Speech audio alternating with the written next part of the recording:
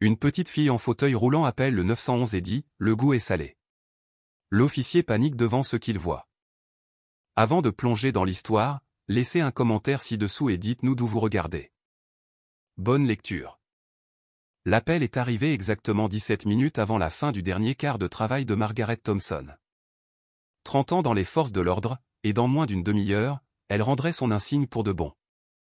Le poste avait déjà décoré la salle de repos avec des serpentins, et un gâteau attendait dans le réfrigérateur avec joyeuse retraite, détective Thompson l'écrit en glaçage bleu. Son bureau était à moitié emballé lorsque le téléphone a sonné. Margaret a hésité avant de répondre, pensant peut-être qu'elle pouvait laisser passer à quelqu'un d'autre. Mais 30 ans de dévouement ne disparaissent pas en 17 minutes, alors elle a décroché. Détective Thompson. Au début, il n'y avait que le silence à la ligne, puis une petite voix a chuchoté, « Le goût est salé ». Margaret s'est redressée sur sa chaise. « Bonjour, qui est à l'appareil ?» Un son distinct est passé. Du métal raclant contre un bol, du liquide étant siroté, puis un gémissement douloureux. « C'est comme ce que mange le chien, mais chaud. J'ai mal au ventre. »« Chérie, où es-tu ? Es-tu seule ?» Margaret faisait déjà signe à son collègue David de l'autre côté de la pièce, pointant le téléphone, et murmurant, « Trace ça. Il a dit que c'est une soupe spéciale que je devrais tout manger avant qu'il ne revienne. » La voix de l'enfant tremblait. « Quel est ton nom, chérie ?» demanda Margaret, attrapant ses clés. Émilie, vint le murmure. « Je ne suis pas supposée appeler qui que ce soit. »« Tu as bien fait, Émilie. Peux-tu me dire où tu es ?» Il y a eu un remue-ménage à la ligne, le bruit de roues roulant sur un plancher. Je peux voir la maison bleue avec la mangeoire à oiseaux de ma fenêtre. L'esprit de Margaret a parcouru le quartier qu'elle connaissait. La maison de Madame Parker sur Maple Street. Oui, la dame aux oiseaux. La voix d'Émilie s'est éclaircie momentanément, puis est retombée en un murmure. S'il vous plaît, dépêchez-vous. Je ne veux plus en manger. La ligne est devenue muette. 20 minutes plus tard, Margaret se tenait sur le porche du 1487 Street, directement en face de la maison bleue avec de multiples mangeoires à oiseaux. Ses papiers de retraite sont restés non signés sur son bureau. Certaines choses étaient plus importantes que les cérémonies et le gâteau. Quand personne n'a répondu à ses coups, Margaret a regardé par la fenêtre. Elle pouvait distinguer une petite silhouette dans un fauteuil roulant dans ce qui semblait être le salon. Prenant une décision rapide, elle a testé la porte, déverrouillée, et est entrée. « Émilie, c'est la détective Thompson. Je t'ai parlé au téléphone. » La petite fille dans le fauteuil roulant s'est tournée vers sa voix.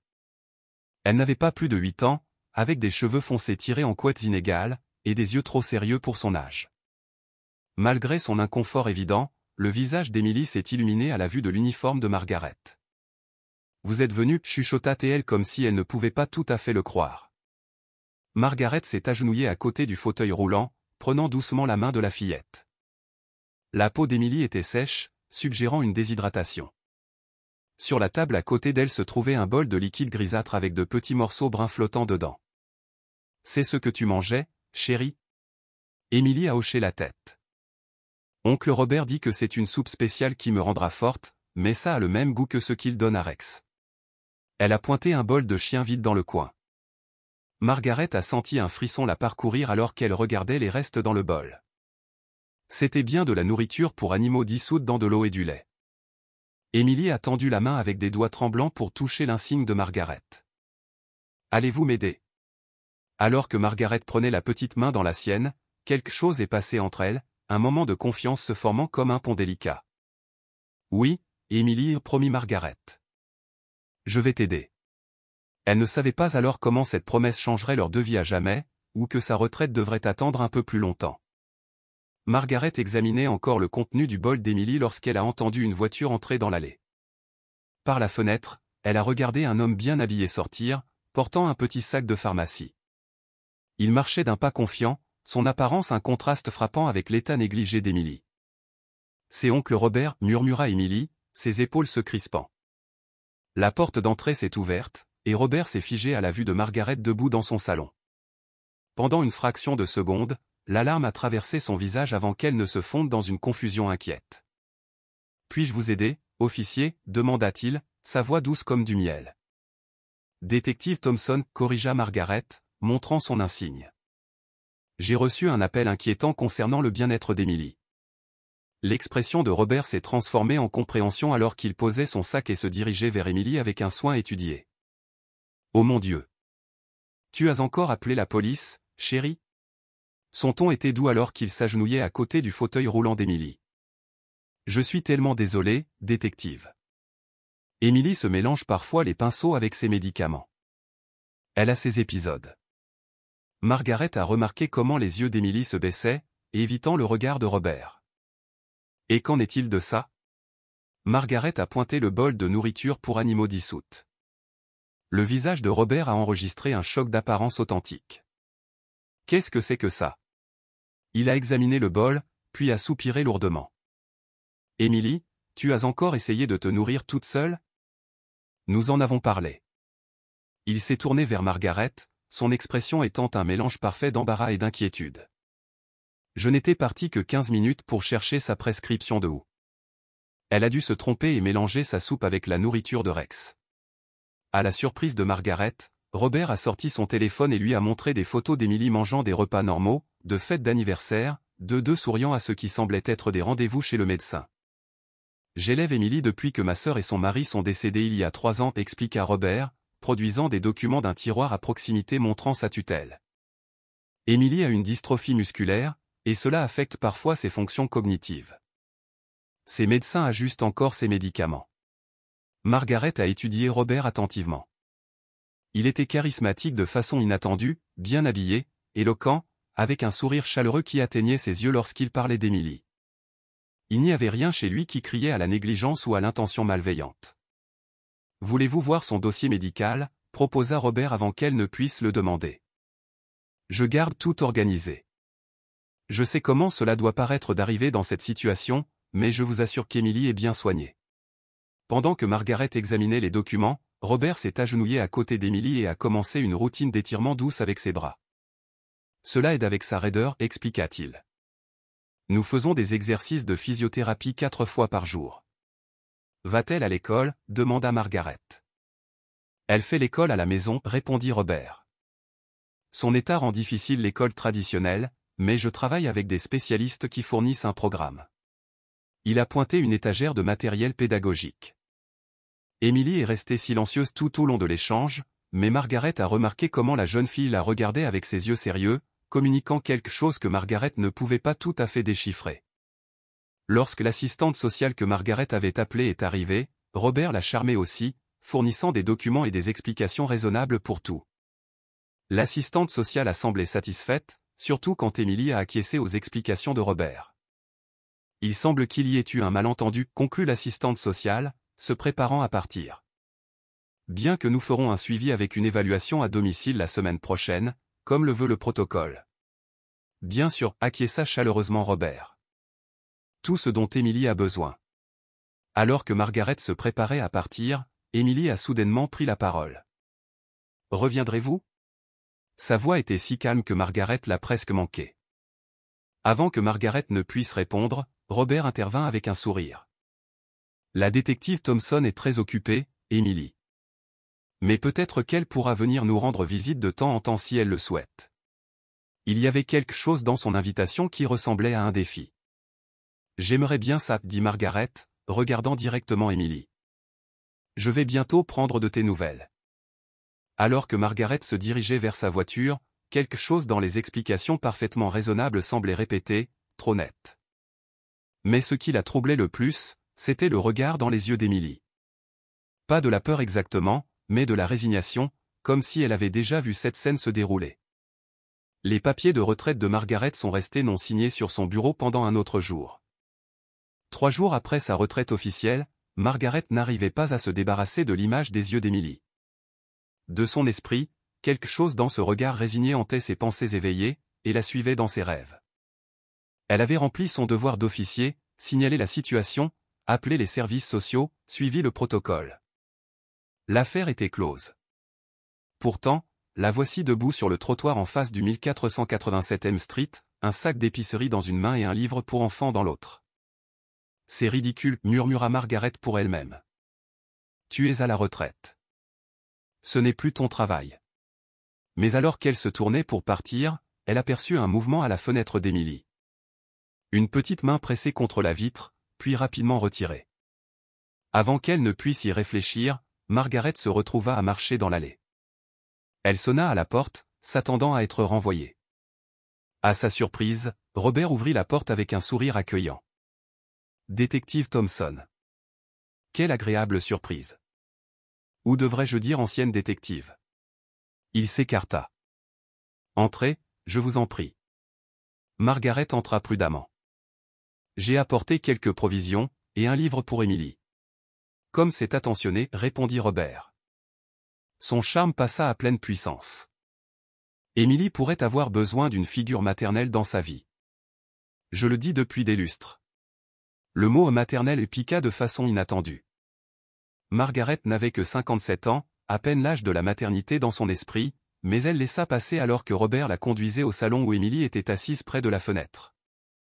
Le visage d'Émilie s'illumina quand elle vit Margaret, un sourire sincère perçant sa gravité habituelle. « Vous êtes revenu, dit-elle comme si elle était témoin d'un miracle. J'ai promis que je le ferais. » Margaret posa ses provisions et présenta le livre, Le Jardin secret. Émilie passa ses doigts sur la couverture avec révérence. « Personne ne m'a jamais apporté de livre avant. Je vais vous laisser visiter, mesdames, annonça Robert. J'ai quelques courriels de travail à rattraper. Émilie, souviens-toi de tes manières. Une fois Robert disparut dans son bureau, l'atmosphère dans la pièce changea subtilement. Les épaules d'Émilie se détendirent, et elle ouvrit le livre immédiatement. Voulez-vous me le lire, demanda-t-elle. Alors que Margaret lisait comment Marie Lennox trouvait son chemin dans un lieu nouveau et étrange, Émilie s'accrochait à chaque mot. Quand ils atteignirent un passage sur le jardin caché, Émilie interrompit. Je rêve d'avoir un jardin, confessa-t-elle avec des papillons, et pas de porte verrouillée.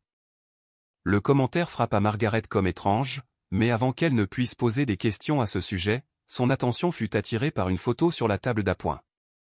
Elle montrait un Robert plus jeune en uniforme militaire, debout, grand et fier. Oncle Robert était un soldat, expliqua Émilie, suivant le regard de Margaret. Il dit que c'est comme ça qu'il a appris à prendre soin des gens. Margaret ramassa la photo, l'étudiant. Quelque chose à ce sujet déclencha un souvenir douloureux. Son propre fils Thomas dans son uniforme avant son dernier déploiement. Le regard hanté dans ses yeux à son retour. Le retrait progressif jusqu'à il y a 7 ans. Il a simplement disparu de sa vie. Ses appels sont restés sans réponse, son appartement vidé. Elle posa la photo, sa main tremblant légèrement. « Ça va ?» demanda Émilie avec une perspicacité surprenante. « Oui, je me souviens juste de quelqu'un, » répondit Margaret. Émilie hocha la tête comme si elle comprenait parfaitement. « Je me souviens aussi de choses parfois, mais oncle Robert dit que mes souvenirs se mélangent à cause de mes médicaments. » Il y avait quelque chose dans son ton qui fit marquer une pause à Margaret. « De quel genre de choses te souviens-tu, Émilie ?» La petite fille jeta un coup d'œil vers la porte du bureau de Robert avant de chuchoter. « Parfois, je me souviens d'un nom différent, et d'une dame aux cheveux jaunes qui me chantait des chansons. » Avant que Margaret ne puisse approfondir la question. Robert revint avec un plateau de thé et de biscuits. « J'espère qu'Émilie vous a diverti, dit-il joyeusement. Elle a beaucoup d'imagination. » Émilie se tut immédiatement, cette résignation familière revenant dans ses yeux. Alors que leur visite continuait, Margaret remarqua plus de détails. Comment Émilie sursautait quand Robert bougeait trop vite. Comment son discours devint formel et répété quand il était présent. Combien elle était différente quand ils étaient seuls. Quand il fut temps de partir, Émilie serra la main de Margaret. « Maintenant que vous n'avez plus de travail de police, partirez-vous pour toujours ?» La peur dans sa voix était palpable. Margaret regarda dans ses yeux sérieux et prit une décision. « Non, Émilie, je reviendrai. » Alors qu'elle rentrait chez elle, Margaret n'arrivait pas à se débarrasser du sentiment que sa retraite allait être tout sauf paisible. Margaret s'installa dans une routine de visite d'Émilie 2 fois par semaine. Robert continua de l'accueillir, semblant apprécier la figure maternelle dans la vie d'Émilie. Aujourd'hui, elle est arrivée avec du matériel d'art, des crayons de couleur, des crayons et un carnet de croquis, ayant remarqué l'intérêt d'Émilie pour les illustrations du jardin secret. Ceux-ci sont pour moi. Les yeux d'Émilie s'écarquillèrent alors que Margaret déballait le matériel. Tous à toi, confirma Margaret, regardant Émilie ouvrir immédiatement le carnet de croquis. Pendant qu'Émilie dessinait, Margaret jeta un coup d'œil autour du salon, notant des détails qu'elle avait manqués auparavant. La maison était propre mais clairsemée, peu de photos, peu de décoration. Les fenêtres avaient des serrures supplémentaires qui semblaient excessives. Les meubles étaient disposés pour permettre l'accès en fauteuil roulant, mais ne montraient autrement que peu de personnalité. « Qu'est-ce que tu dessines » demanda Margaret, ramenant son attention sur Émilie. « Ma maison de rêve » répondit Émilie, concentrée sur son travail. Margaret regarda un motif émerger sur la page. Une grande maison avec de multiples fenêtres, mais curieusement sans porte. À côté, se tenait un arbre avec un trou sombre dans son tronc. Dans le ciel, Émilie dessinait des oiseaux, chacun à l'intérieur d'une petite cage. « C'est très détaillé » commenta Margaret. « Pourquoi ta maison de rêve n'a-t-elle pas de porte » Le crayon d'Émilie s'arrêta au milieu du trait. « Les portes sont d'où les gens partent » dit-elle simplement avant de changer de sujet. « Pouvons-nous lire plus du livre aujourd'hui » Pendant qu'elle lisait, Margaret entendit un bruit de tapotement venant de l'extérieur. Levant les yeux, elle remarqua une femme âgée à la fenêtre de la maison bleue en face, les observant attentivement. « C'est Madame Parker » expliqua Émilie. « La dame aux oiseaux. Elle me fait parfois signe quand oncle Robert ne regarde pas. » Margaret prit note de parler à Madame Parker bientôt. Plus tard, pendant qu'Émilie était dans la salle de bain, Robert offrit à Margaret du café dans la cuisine. Alors qu'il le préparait, son téléphone sonna. La transformation fut immédiate. Sa voix tomba à un murmure dur. Ses gestes normalement fluides devinrent rigides. « Je t'ai dit de ne jamais appeler ce numéro pendant la journée » siffla-t-il avant de remarquer la présence de Margaret. Son sourire charmant revint instantanément. « Stress au travail » expliqua-t-il en douceur. « Diriger ma propre entreprise à domicile tout en m'occupant d'Émilie à ses défis. » Quand Émilie revint, elle renversa accidentellement son verre d'eau. Margaret remarqua comment elle se figea, les yeux se dirigeant vers Robert. « Je suis désolé. »« Je suis désolé » répéta Émilie, sa voix tremblant. « Ce n'est que de l'eau » la rassura Margaret, essuyant déjà. Robert garda son sourire, mais Margaret aperçut un éclair de quelque chose de froid dans ses yeux avant qu'il ne le fasse disparaître. Émilie se fâche pour de petits accidents. Une partie de son état. Elle catastrophise des incidents mineurs. Après sa visite, Margaret traversa la rue jusqu'à la maison bleue avec les mangeoires à oiseaux. Madame Parker ouvrit la porte avant qu'elle ne puisse frapper, une petite femme aux cheveux argentés et aux yeux alertes. « Je me demandais quand vous viendriez me parler » dit-elle, conduisant Margaret à l'intérieur d'un salon bordé de livres d'observation des oiseaux et de jumelles. « Je surveille cette maison depuis 3 ans. »« Vous êtes très observatrice » commenta Margaret. « Les gens ignorent les vieilles dames » répondit Madame Parker, versant du thé d'une théière d'attente comme si elle attendait de la compagnie. « Ils pensent que nos esprits sont aussi fragiles que nos os. Mais je vois tout de ma fenêtre. » Elle tendit à Margaret une tasse de thé avec des mains étonnamment fermes. Cet enfant est apparu soudainement un soir. Pas de camion de déménagement, pas de présentation aux voisins, juste un homme et une petite fille dans un fauteuil roulant. Là un matin comme s'ils avaient poussé du sol. « Qu'avez-vous remarqué d'autre » demanda Margaret. Les yeux de Madame Parker se rétrécirent. « Des motifs » La fille apparaît à différentes fenêtres à des heures impaires. Parfois, j'entends des pleurs. L'homme la porte à sa voiture après minuit plusieurs fois par mois, et ils disparaissent pendant des jours. Elle se pencha en avant. Quand ils reviennent, elle a toujours l'air différente, plus calme. Avez-vous signalé cela ? 3 fois, soupira Madame Parker. Le premier officier a dit que j'étais curieuse. Le deuxième a suggéré que j'étais confuse.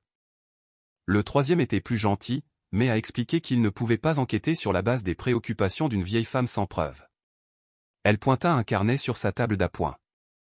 Alors, j'ai commencé à documenter les dates, les heures, les observations.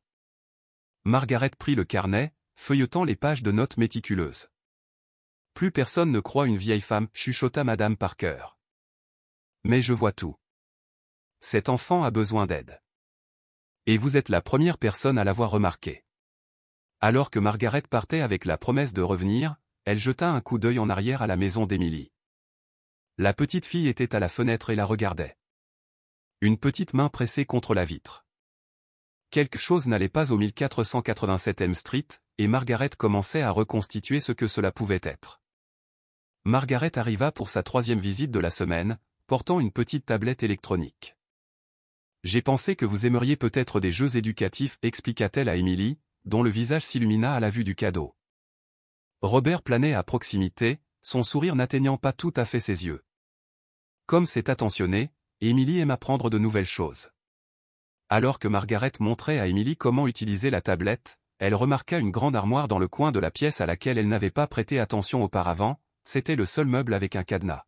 « Qu'est-ce qu'il y a là-dedans » demanda Margaret avec désinvolture. Robert répondit avant qu'Emily ne puisse parler. « Juste des médicaments et des fournitures médicales.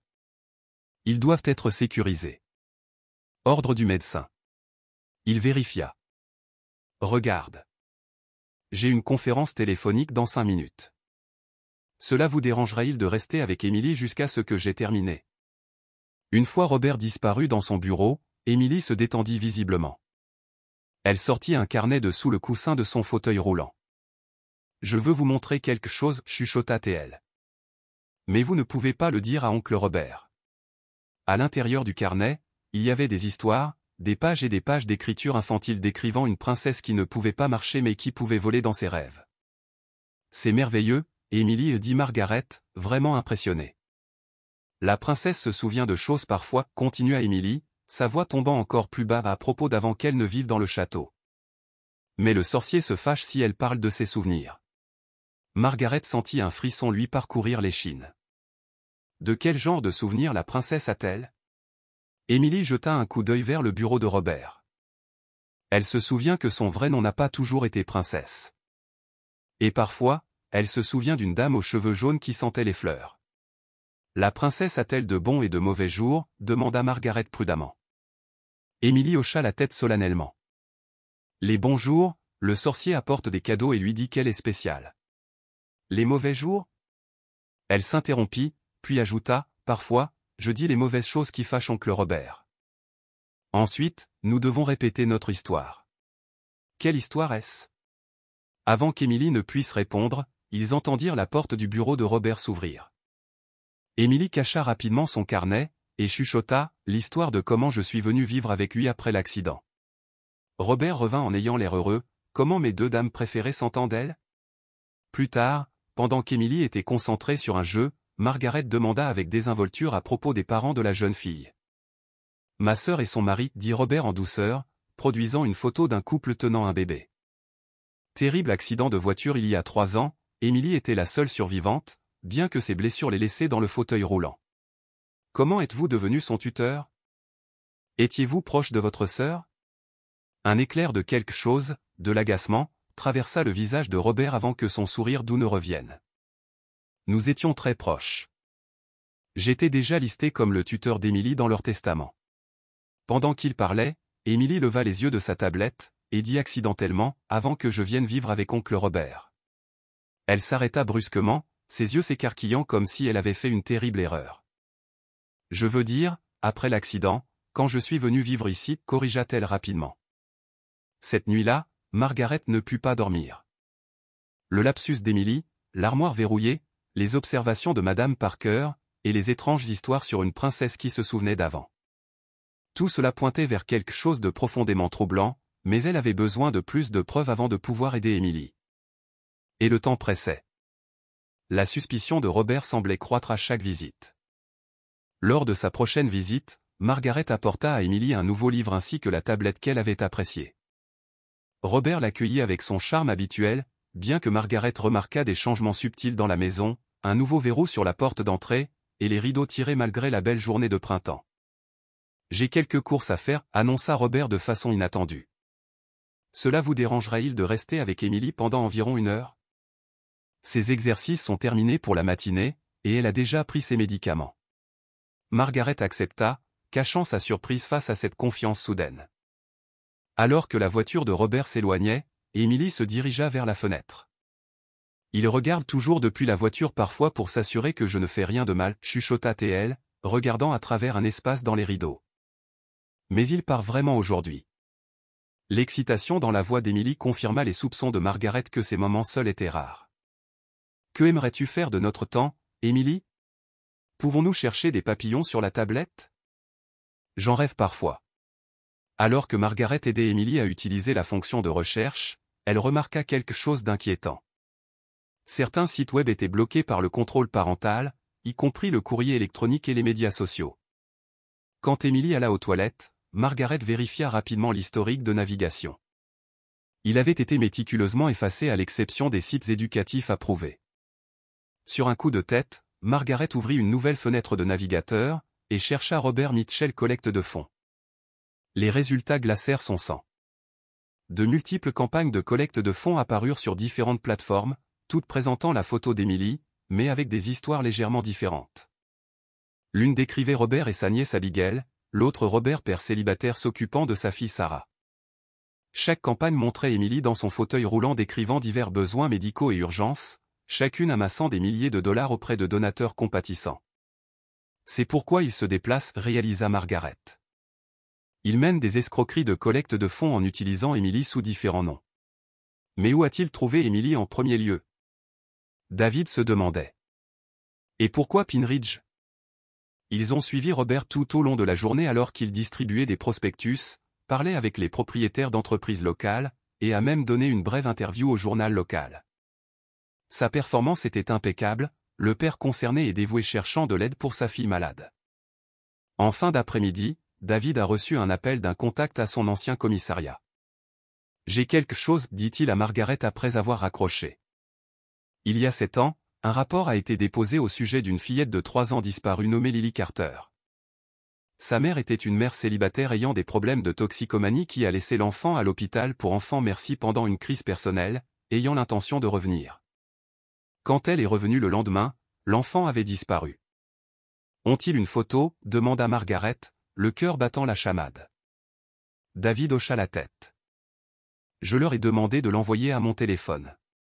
L'image montrait une enfant en bas âge avec les mêmes yeux sérieux qu'Emily, bien qu'elle était debout sur la photo, pas de fauteuil roulant en vue. Ça pourrait être elle, murmura Margaret. Le moment correspond à celui où Robert a été libéré de l'armée.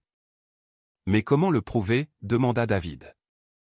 Et qu'en est-il du fauteuil roulant? De la vraie condition médicale? Margaret réfléchit un instant.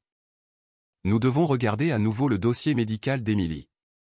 Ce que Robert m'a montré semblait légitime, mais s'il se déplace. Ils se sont rendus au bureau des archives du comté où l'ancien insigne de David avait encore assez de poids pour leur accorder l'accès aux archives. Ils ont cherché des dossiers scolaires sous divers noms que Robert avait utilisés. Ce qu'ils ont trouvé a confirmé leurs soupçons.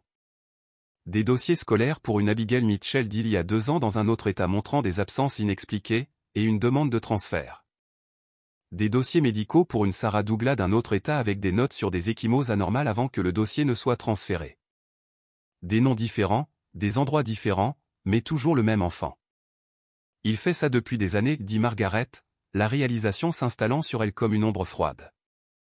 Il déménage chaque fois que des questions surgissent, créant de nouvelles identités, utilisant sa condition pour amasser de l'argent. Alors qu'il retournait surveiller le motel, le téléphone de David sonna à nouveau. La mère, dit-il après avoir répondu. La mère de Lily Carter a terminé sa désintoxication il y a 6 ans, et cherche sa fille depuis. L'affaire est restée non résolue, mais elle n'a jamais cessé de chercher. Une détermination farouche remplit Margaret. Alors nous devons trouver une preuve définitive qu'Emily est Lily. Cette petite fille vit un cauchemar depuis 7 ans, et il est temps que quelqu'un la réveille. Des nuages sombres s'amassèrent au-dessus d'Elm Street alors que Margaret se tenait à sa fenêtre, regardant l'orage arriver. 3 jours s'étaient écoulés depuis qu'elle et David avaient suivi Robert à Pine Ridge, et ils construisaient soigneusement leur dossier. La collecte de fonds était prévue pour demain, ce qui signifiait que Robert et Emily reviendraient probablement à la maison ce soir pour récupérer plus d'affaires. Le téléphone de Margaret vibra. C'était un texto de Madame Parker. Ils sont de retour, rapporta la femme âgée. Viennent d'entrer dans l'allée il y a 5 minutes. La fille avait l'air bouleversée. J'arrive tout de suite, répondit Margaret, attrapant son imperméable. Chez Madame Parker, ils observèrent à travers des jumelles alors que les lumières s'allumaient dans la maison d'Emily. À travers les fenêtres, ils pouvaient voir Robert se déplacer, semblant agité. Quelque chose est différent, observa Madame Parker. Il vérifie constamment les fenêtres et passe des appels téléphoniques. Il pourrait soupçonner qu'il est surveillé, dit Margaret. David a demandé le certificat de naissance original d'Emily aujourd'hui. Cela pourrait avoir déclenché des alertes dans le système. Le tonnerre grondait au-dessus alors que les premières gouttes de pluie lourde commençaient à tomber. Le téléphone de Margaret vibra avec un texto de David. Confirmation reçue. Les empreintes digitales d'Emily correspondent à celles de Lily Carter de ses dossiers préscolaires. Nous avons assez pour une ordonnance de garde d'urgence, un juge examine maintenant. L'espoir monta en Margaret. Bientôt, Emily serait libre. Puis son téléphone sonna à nouveau, un numéro qu'elle ne reconnaissait pas. Allô, répondit Margaret prudemment. C'est moi, chuchota une petite voix à peine audible au-dessus de l'orage qui s'intensifiait. Le cœur de Margaret bondit. Emily, comment appelles-tu? La douche d'oncle Robert fonctionne. J'ai pris son vieux téléphone dans le tiroir. La voix d'Emily tremblait. Je dois vous dire quelque chose d'important. Je t'écoute, ma chérie. Il n'est pas vraiment mon oncle, dit Emily, les mots sortant précipitamment. Parfois, je me souviens de choses d'avant. Je pense qu'il m'a prise. Margaret serra le téléphone plus fort. De quoi te souviens-tu, Emily? Un hôpital avec des murs bleus. Une dame aux cheveux jaunes qui a dit qu'elle reviendrait me chercher. Mon nom était différent alors. Sa voix tomba encore plus bas. Je pense que ça commençait par un L. Lily, chuchota Margaret. Emily halta. Oui, ça sonne juste. Comment saviez-vous? Nous vous cherchons depuis très longtemps, Lily, dit Margaret, l'émotion serrant sa gorge. Votre vraie maman n'a jamais cessé de vous chercher. Un fracas retentit à travers le téléphone, suivi de la respiration effrayée d'Emily. Il arrive. La douche s'arrêta tôt. Emily, écoute-moi, dit Margaret d'urgence. Nous venons t'aider. Juste la ligne est devenue muette. Margaret courait déjà vers la porte. Madame Parker l'appelant après elle.